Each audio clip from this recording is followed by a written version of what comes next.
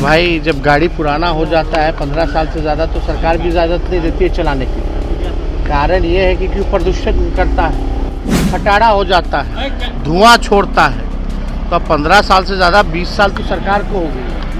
नीतीश कुमार खटारा हो गए हैं और धुआं छोड़ते हैं। ये बातें हम नहीं बल्कि बिहार के नेता प्रतिपक्ष तेजस्वी यादव ने कहा है। देखिए, अपने आवाज से निकले तेजस्वी यादव और जब मीडिया कर्मियों से बात करने पहुंचे तो कुछ ऐसा कह गए जो अब चर्चा में आ गया है। देखिए, तेजस्वी यादव सबसे पहले तो नीतीश सरकार पर वो बिहार की सरकार और केंद्र की सरकार दोनों पे अक्सर निशाना साधते हैं, लेकिन इस बार उन्होंने ये कह दिया कि उन्होंने नीतीश कुमार का नाम नहीं लिया, लेकिन एक उदाहरण दिया, गाड़ी का उदाहरण दिया और उन्होंने कहा कि गाड़ी पुरानी हो जाती है तो धुआं छोड़ती है, खटारा हो जाती है। तो बिहार सरकार भी अब इतने दिन से तो बिहार सरकार 15-20 साल से तो वही हो रहा है। बिहार की जनता के एक्सपेक्टेशंस पूरे हो नहीं रहे हैं, तो अब बिहार में रोजगार कहां से आएगा? बिहार में ना किसान की आय है, ना किसी आदमी को रोजगार मिलता है। बिहार अगर किसी चीज में आगे है तो पलायन,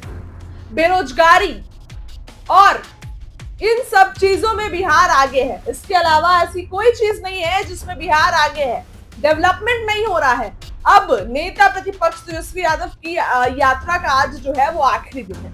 अब वो अपने आवाज से निकले और आवाज से निकलने के बाद ये विवादित बयान उन्होंने दिया। हालांकि उन्होंने नीतीश कुमार का नाम नहीं लिया, लेकिन उन्होंने तो ये साफ कह दिया कि जब गाड़ी पुरानी हो जाती है तो खटारा हो जाती है, धुआं छोड़ती है, तो गाड़ी को बदलना चाहिए ना, क्योंकि अब उससे काम होता नहीं है।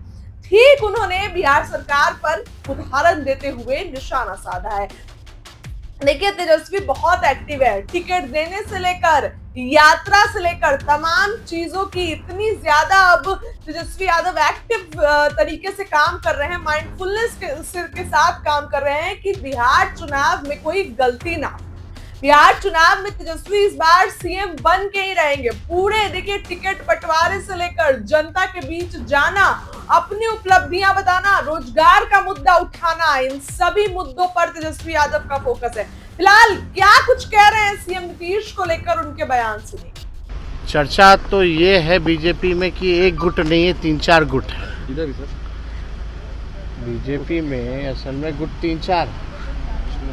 और जहाँ तक एनडीए की तालमेल की बात है, ज़मीनी स्तर पर तालमेल ज़मीनी कार्यकर्ता हो या एमपी हो या विधायक हो, वो नहीं दिखता है। चाहे आप देख लीजिए, आपका भागलपुर में जो घटना हुई थी भाजपा अध्यक्ष के साथ, या खगड़िया की जो घटना है, तो इन लोगों का तो बस सौदा होता है, डील होता है कि सरकार में बस बने रहना है। बिहार की जनता से कोई लेना देना नहीं है। आप देखिएगा, साक्षरता के मामले में बिहार सबसे पीछे है। प्रति व्यक्ति आय बिहार सबसे पीछे है। किसानों के आय के मामले में बिहार सबसे पीछे है। आगे कहाँ है? बेरोजगारी में, पलायन में, गरीबी में। तो बिहार को आगे बढ़ाने के लिए इन लोगों ने कुछ किया ही नहीं। जनता ने इतना मौका दिया, 11 साल केंद्र में, 20 साल यहाँ।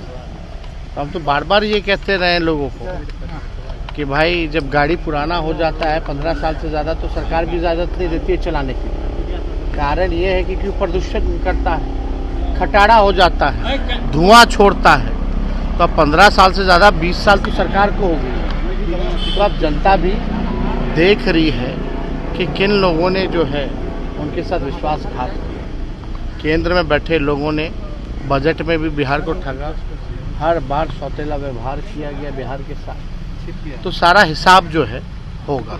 और आज तो हम लोगों का आपका बैठक है सर, आज आखिरी कार्यक्रम है पूरे यात्रा का। इसके बाद तो 28 तारीख से विधानसभा चालू होगा।